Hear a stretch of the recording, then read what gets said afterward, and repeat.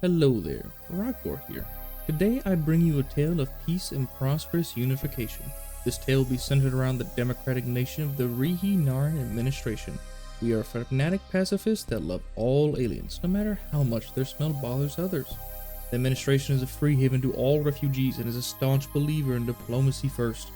The Rihi'Narans are known for their quickly expanding population and highly nomadic lifestyle. They might also be a little slow to the punch when it comes to academics. With introductions out of the way, let's hop into the game.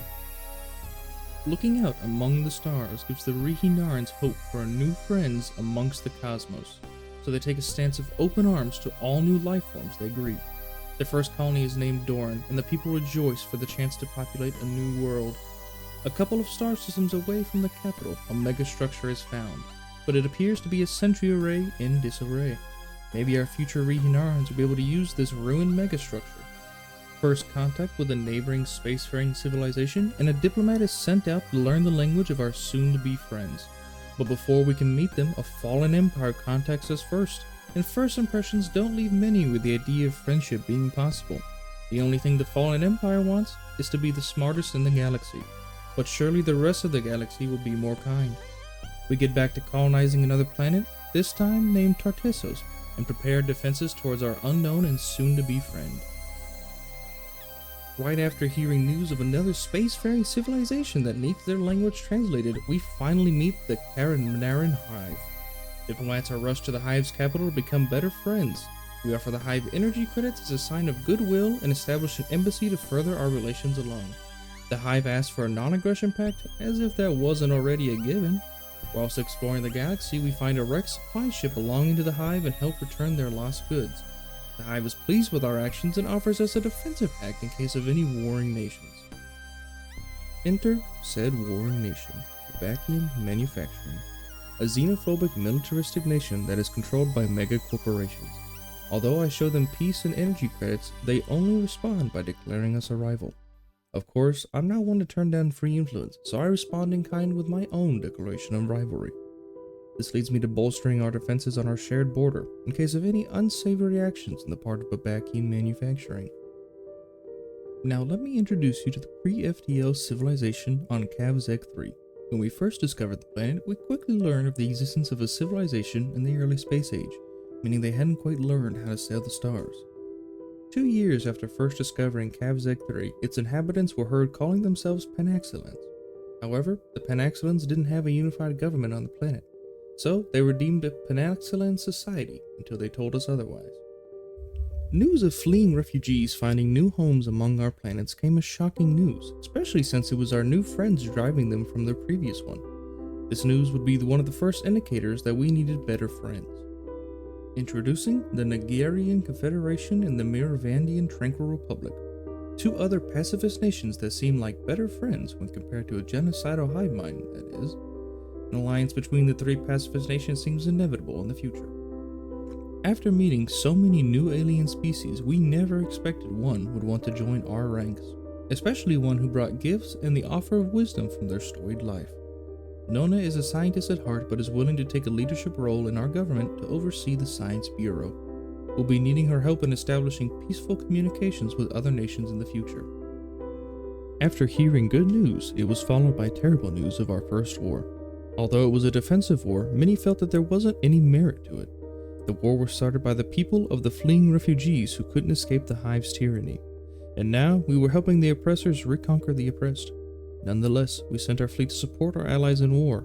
However, our forces were promptly dealt with and sent back home.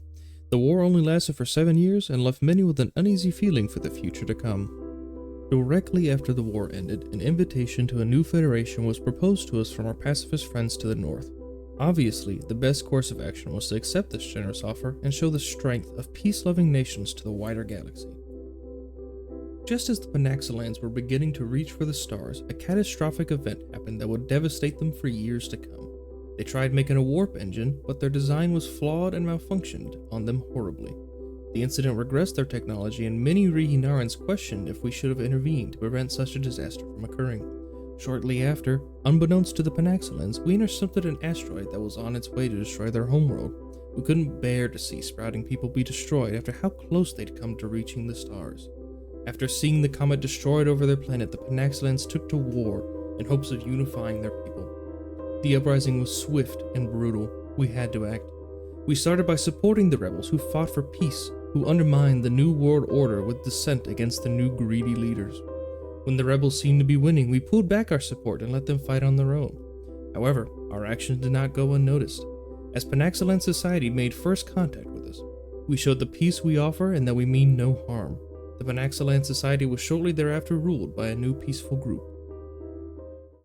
The fallen empire contacted us again to order us to hand over Nona to their more capable hands. We declined their order and continued building defenses on our border with them.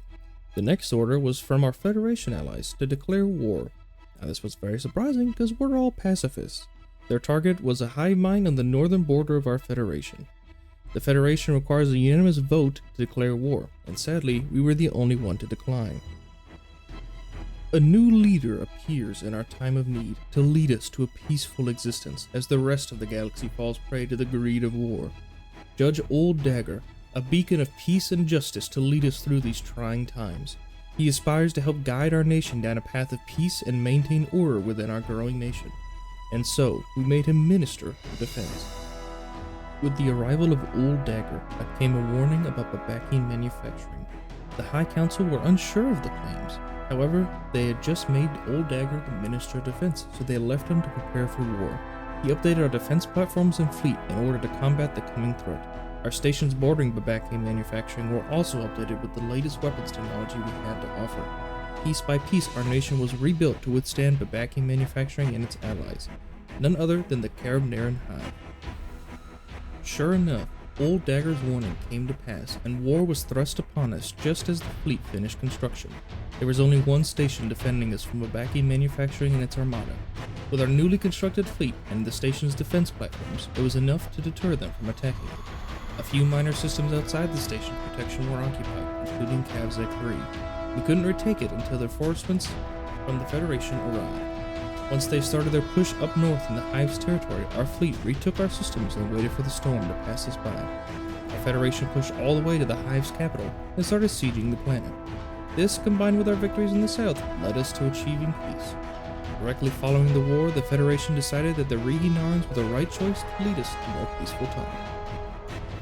After seeing the war that ravaged their system, Panaxilan society reached for the stars again with much success. They reformed into the unified Panaxilan colonies, and we immediately offered them our assistance by giving them their own system.